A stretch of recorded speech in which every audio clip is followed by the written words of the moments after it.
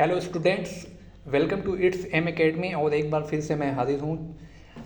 Chapter 3 चल रहा है, क्लास 6 मैथ हम लोग सॉल्व कर रहे हैं। चैप्टर 3 चल रहा है जिसमें हम लोगों ने 3A और 3B सॉल्व कर लिया है और 3C आज हम लोग सॉल्व करेंगे। ठीक है, तो बगैर देर किए हुए हम लोग शुरू करते हैं। पहला सवाल दिया हुआ है, प्रश्नवाचक चिन्ह के स्थान पर कौन सी संख्या होगी। ठीक है, तो यहाँ पर एक आकृति बनी हुई है, उस आकृति को आप ध्यान से देखेंगे तो उसमें कुछ संख्याएं आ रही हैं। 9 के बाद आ रहा है 12, ठीक है, 9 के बाद 12, 12 के बाद 18, ठीक है। तो इसको इस तरह हम चेक करते हैं कि 9 के बाद यहाँ पर देखिए 12 आया, तो दोनों में गैप कितना हुआ, 9 में यानी 3 पहले ऐड किया तो 12 हो गया। फिर 12 में उसने 6 ऐड किया तो 18 हो गया। ठीक है, यहाँ पर फिर 18 में उसने कितना ऐड किया, 12 ऐड किया तो 30 हो गया। अब 30 में क्या ऐड करेंगे, आप यहाँ पर देखिए 3 के बाद 6, 6 के बाद 12, तो 12 के बाद यहाँ पर 24 आएगा। ठीक, तो अगर 30 में हम 24 ऐड कर दें तो क्या आएगा, आप कहेंगे 54 आएगा। ठीक, तो यहाँ क्वेश्चन मार्क की जगह आप 54 भरेंगे, 54 भरेंगे। ठीक है, अब 54 के बाद इस 24 के बाद क्या आएगा, 48 आएगा। तो 54 में अगर हम 48 को ऐड करते हैं, 54 में अगर 48 को ऐड करेंगे तो कितना आ जाएगा, 102 आ जाएगा, जो पहले से फिल है। ठीक है, तो इस क्वेश्चन में आपको 54 फिल करना होगा, जो खाली जगह दी हुई है, जो क्वेश्चन मार्क दिया हुआ है उसकी जगह पर। ठीक है, तो इस तरह पहला सवाल हम लोगों ने सॉल्व कर लिया। दूसरा सवाल देखते हैं, दिया हुआ है प्रत्येक पूर्णांक का पूर्ववर्ती ज्ञात कीजिए। पूर्ववर्ती मैंने पहले भी बताया हुआ है कि पूर्ववर्ती का मतलब होता है पहले की संख्या, जैसे कि 3 की पूर्ववर्ती 2, ठीक है, 6 की पूर्ववर्ती 5। अब यहाँ आ गया -4, तो -4 से छोटा क्या होगा, -4 से छोटा, -4 से पहले आएगा -5।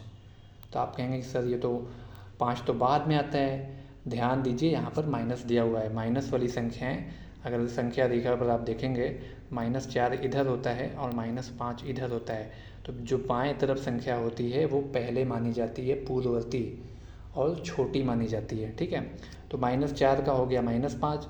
अब इस तरह -19 का हो जाएगा -20, ठीक, पूर्ववर्ती।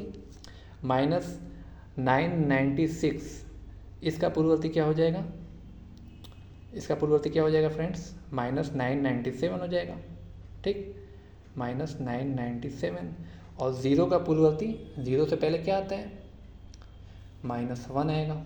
ठीक, इस तरह ये क्वेश्चन हम लोगों ने हल कर लिया। ये आप लोग कॉपी पर इसको ये आंसर लिख लीजिएगा। 6 के सामने 5, इसी तरह 4 के सामने -5 और -19 के सामने -20। ठीक, इसको कॉपी पर आप लोग सॉल्व कर लीजिएगा। आगे बढ़ते हैं, इसको आप मिटा लीजिए, सॉरी।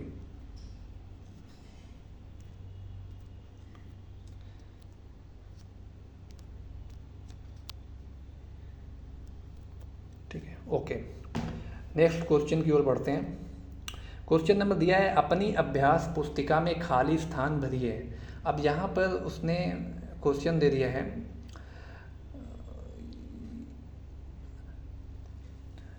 ABCD यहाँ पर नहीं लिखा हुआ है, आप इसको ठीक कर लीजिएगा। यहाँ D के X लिख दिया हुआ है, मिस टाइपिंग हो गया है। ठीक है, तो तीसरे में जो क्वेश्चन पहला वाला है A, ठीक है, यहाँ पर A कर लीजिएगा, यहाँ पर A कर लीजिएगा। ठीक, तो इसमें क्या करता है कि बीच में जो खाली बॉक्स दिया हुआ है वहाँ पर एक निशान लगाना होगा, या तो ग्रेटर देन का लगाना होगा, या लेसर देन, या इक्वल टू। ठीक है, इन तीनों में से कोई एक निशान लगाना होगा। इसके लिए हमें ये चेक करना होगा कि ये दोनों बराबर, जो संख्याएं दी हुई हैं, जो इक्वेशन दिया हुआ है उसमें क्या संबंध है, कौन बड़ा है कौन छोटा है, या कोई बराबर है, जो भी होगा उसको हम लोग चेक करते हैं। देखिए -3 में यहाँ पर -6 ऐड कर रहा है। जब भी -3 में -6 ऐड करेगा यानी 2 बार क्या आ गया, 2 बार माइनस आ गया, तो संख्या जुड़ जाएगी। ठीक है, संख्या क्या हो जाएगी, जुड़ जाएगी और निशान माइनस वाला आएगा। तो -3 और -6 मिलकर बनेगा -9। अब यहाँ पर आप देखेंगे -3 में -6 घटाना है, ठीक है। तो ये जो अंदर वाला निशान है वो बाहर वाले से टकराएगा तो क्या बन जाएगा, प्लस बन जाएगा, ठीक है। तो यानी -3 में +6 हम जब जोड़ेंगे तो क्या आ जाएगा, 3 आ जाएगा। तो इन दोनों में कौन बड़ा है, इन दोनों में कौन बड़ा है, इन दोनों में 3 बड़ा है। तो पहले में आप कौन सा निशान लगाएंगे, ग्रेटर देन, इधर ऐसे निशान लगाएंगे, ठीक है। दूसरा चेक कर लेते हैं, दूसरा चेक कर लेते हैं, हम इसको हटा देते हैं, यहाँ पर ये निशान लगेगा, ठीक। -21 में अगर -21 को घटाया जाए तो क्या हो जाएगा, ये दोनों निशान आपस में टकराएंगे तो प्लस हो जाएगा, ठीक है। तो यहाँ क्या मिल जाएगा, 0 मिलेगा। क्या मिल जाएगा, 0 मिलेगा। -21 में अगर 21 ऐड करेंगे तो 0 हो जाएगा, ठीक है। उसके बाद ये बॉक्स बना लीजिए। उसके बाद -21 में कह रहा है -21 ऐड करना है, यहाँ पर प्लस का निशान है। तो अंदर वाला निशान जब टकराएगा इससे तो ये प्लस भी माइनस हो जाएगा, और जब 2 माइनस सामने आएंगे तो क्या संख्या बन जाएगी, 21 21 42 हो जाएगा, और -42 आप लिखेंगे। अब 0 और -42 में कौन बड़ा है, 0 बड़ा है, ठीक है। -42 छोटा है, तो ये वाला निशान आप लगाएंगे, इस बॉक्स में आप ये निशान लगाएंगे, ठीक है। इसमें ये, ठीक। क्वेश्चन नंबर तीसरा देख लीजिए, ये सी है।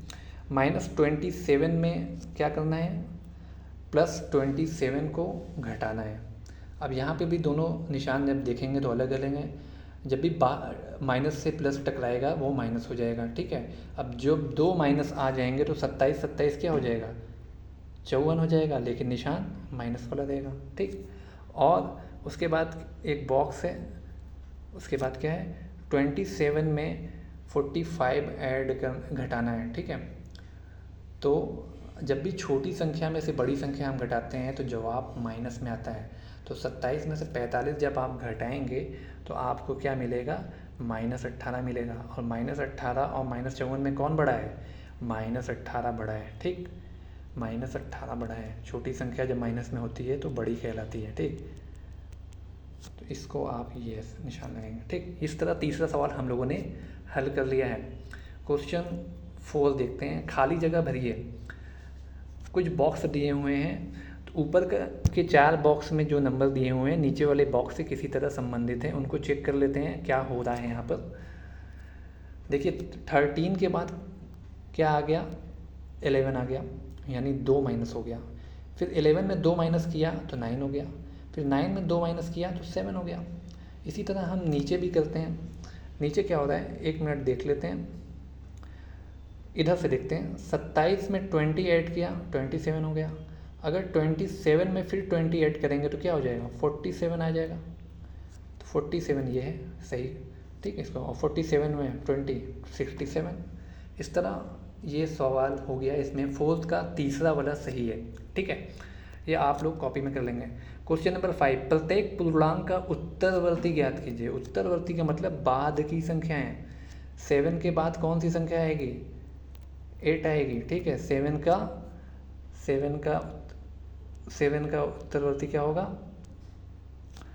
8 होगा। -5 संख्या रेखा पर देख लेते हैं। -5 किधर होगा, 1 2 3 4 5, ठीक है। यहाँ पर -5 है, तो -5 के बाद -5 से बड़ी संख्या किधर आएगी। आपको बता दें संख्या रेखा पर हमेशा दाहिने तरफ वाली संख्या बड़ी होती है। तो -5 के दाहिने तरफ कौन सी संख्या आएगी, -4 आएगी, ठीक है। तो -5 का क्या होगा उत्तरवर्ती, -4 हो जाएगा, ठीक। -4 हो जाएगा। -20 का क्या होगा, जिस तरह -5 का -4 हुआ उसी तरह -20 का उत्तरवर्ती -19 होगा, ठीक है। इसी तरह -97 का क्या हो जाएगा, -97 का उत्तरवर्ती -96 होगा, ठीक है। और 0 का उत्तरवर्ती +1 होगा, ठीक है। तो इसको सिर्फ 1 भी लिखेंगे तब भी काम चल जाएगा, ठीक है। इस तरह उत्तरवर्ती संख्या आप जान गए। बाद की संख्या को उत्तरवर्ती संख्या कहते हैं। क्वेश्चन नंबर सिक्स की ओर बढ़ते हैं। दिया हुआ है किसी स्थान पर 12 बजे दोपहर, ध्यान से सुनिए, किसी स्थान पर 12 बजे दोपहर 19 डिग्री सेल्सियस तापमान अधिक था। अर्धरात्रि यानी आधी रात को तापमान 0 से 2 डिग्री सेल्सियस कम हो गया, तापमान में परिवर्तन ज्ञात कीजिए। ठीक है, इस सवाल को आप इस तरह समझिए कि जैसे एक थर्मामीटर है, ठीक है, यहाँ पर 0 डिग्री है, ठीक है, 12 बजे कह रहा है, 12 बजे दोपहर तापमान कितना था, 19 डिग्री था। ठीक है, रात में तापमान क्या हो गया, नीचे आ गया -2 डिग्री। अब कह रहा है कि तापमान में परिवर्तन बताइए, कितना फ़र्क पड़ गया, 19 डिग्री तो ये हो गया और नीचे 2 डिग्री 21, तो 21 डिग्री तापमान गिर गया, तो हम इसको लिखेंगे -21 डिग्री। क्या लिखेंगे, -21 डिग्री। ठीक है, इसको जो है आप किस तरह कॉपी पे करेंगे, ये आपकी स्क्रीन पर दिया हुआ है। पहले आप लिखेंगे कि 12 बजे दोपहर का तापमान 19 डिग्री था, अर्धरात्रि को तापमान हो गया -2 डिग्री। अब परिवर्तन दिखाने के लिए क्या करेंगे, अर्धरात्रि के तापमान में से दोपहर का तापमान घटा देंगे। ठीक है, तो -2 डिग्री में आप माइनस करेंगे 19 डिग्री, तो क्या जवाब आएगा, -21 डिग्री आपके सामने आंसर आ जाएगा। इस तरह इसको कॉपी पर कर लेंगे। ठीक है, क्वेश्चन नंबर 7 उसी तरह का क्वेश्चन है। प्लेटो एक दार्शनिक था। ठीक है, प्लेटो का जन्म 429 ईसा पूर्व में हुआ। ईसा पूर्व का मतलब ईसा अलैहिस्सलाम से पहले का टाइम। ठीक है, ईसवी से पहले का टाइम को कहते थे ईसा पूर्व। ठीक है, तो ईसवी से 429 साल पहले। ठीक है, कह रहा है 429 ईसा पूर्व में हुआ और 348 ईसा पूर्व में वो मर गया, दिवंगत हो गए वो। ठीक है, कितने वर्षों तक जीवित रहे, तो ये ईसा पूर्व जो है उल्टा चलता है। ठीक है, क्या करेंगे कि 429 ईसा पूर्व में से पहले लिखेंगे प्लेटो का जन्म 429 ईसा पूर्व में हुआ, तो ये माइनस में दिखाएगा। क्यों दिखाएगा, आइए इसको इस तरह समझ लेते हैं। इसको जिस तरह 0 डिग्री वाला समझे थे, ये मान लीजिए ईसवी है, 0 यहाँ न्यूट्रल है। ठीक है, अब ईसवी, इसके नीचे ईसवी चलेगी 1 2 3 4 5, आज 2021 चल रहा है, लेकिन इस 0 से ऊपर एक ईसवी से ऊपर क्या चलेगा, ईसा पूर्व चलेगा। ठीक है, 1 2 3 4 इस तरह ईसवी चलेगी। ठीक है, तो जैसे 5 ईस्वी में कोई पैदा हुआ और 1 ईस्वी में मर गया, तो हमें उसकी उम्र निकालने के लिए क्या करना होगा कि -1 में, ये -1 ईस्वी है, इसमें हमें -5 को ऐड करना होगा। ठीक है, इसी तरह इस सवाल में हुआ है, ये उल्टा ही चलता है। ठीक है, इस सवाल में हुआ है, ये देखिए कि प्लेटो पैदा हुए 429 ईसा पूर्व में, तो इसको लिखेंगे -429 ईसा पूर्व। ठीक, क्योंकि ईसवी से 429 साल पहले। दिवंगत हुए यानी मर गए 348 ईसा पूर्व में। देखिए यहाँ उल्टा चल रहा है, 429 के बाद वो मरे हैं 348 में, वापस आ रहे हैं। ठीक है, किस ओर आ रहे हैं, ईसवी की तरफ। तो यहाँ पर ज़्यादा लॉजिक ना लगाएं आप, बस समझने की कोशिश करें। इसको मैथ में हम लिखेंगे -348 ईसा पूर्व। अब उनकी उम्र कितनी थी ये ज्ञात करने के लिए हमें -348 में से माइनस करना होगा क्या, 429, तो इसके अंदर एक माइनस लगा होगा, ये दोनों माइनस मिलकर क्या बन जाएंगे, प्लस बन जाएंगे। ठीक, और -348 में अगर हम 429 को ऐड करेंगे तो क्या निकल कर आएगा, 81 साल। ठीक है, तो इसको कॉपी पर आप इसी तरह कर लेंगे जो आपके सामने स्क्रीन पर लिखा हुआ है। क्वेश्चन नंबर 8, समुद्र तल से अधिकतम गहराई वाला बिंदु 11,600 मीटर नीचे है। इसको ऐसे समझिए कि समुद्र तल, ये समुद्र तल है। ठीक है, इस तरह ये समुद्र का तल है। ठीक है, अब ये कह रहा है कि समुद्र तल से अधिकतम गहराई वाला बिंदु कहाँ है, 11,600 मीटर नीचे है। अधिकतम ऊंचाई की पर्वत चोटी समुद्र तट से कितनी है, 8,846 मीटर ऊँची है। गहराई वाले बिंदु से चोटी की ऊंचाई बताइए। तो पहले सवाल की ओर इस तरह आते हैं हम इसको समझने के लिए। ये समुंदर है, ठीक है, और इस यहाँ से लेकर नीचे तक समुंदर का जो तल है ये कितना है, 11,600 मीटर है, ठीक है। अब कह रहा है कि समुद्र तट से, यानी इससे इस रेखा से, इसको कलर चेंज कर, इस समुद्र तट से कह रहा है कि 8,846 मीटर ऊंची एक पर्वत चोटी है, यानी यहाँ से लेकर यहाँ तक, ठीक है। कितनी है, 8,846। अब पूछ रहा है कि गहराई वाले बिंदु से चोटी की ऊंचाई ज्ञात कीजिए, यानी यहाँ से लेकर यहाँ तक की ऊंचाई ज्ञात कीजिए। तो हम इन दोनों को अगर ऐड कर दें तो ऊंचाई निकल जाएगी, ठीक है। तो ऐसा ही कर लेते हैं, इसको ऐसे ही कर लेते हैं। देखिए लिखा है समुद्र तल से अधिकतम गहराई वाला बिंदु कितना है, 11,600 मीटर।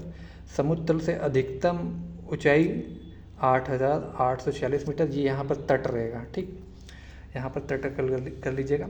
उसके बाद गहराई वाले बिंदु से चोटी की ऊंचाई, तो इन दोनों को इसने यहाँ पर ऐड कर दिया और कितना आ गया, 20,446 मीटर।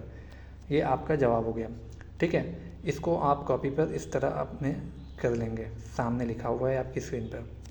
ये था लास्ट क्वेश्चन 3C का, ठीक, 3C का लास्ट क्वेश्चन था। आप इसको कॉपी पर अपने सॉल्व कर लेंगे। नेक्स्ट वीडियो में हम लोग हल करेंगे 3D, ठीक है। वीडियो पसंद आया हो तो लाइक कर लीजिए, चैनल पर पहली बार आए हुए हैं सब्सक्राइब कर लीजिए। Thank you.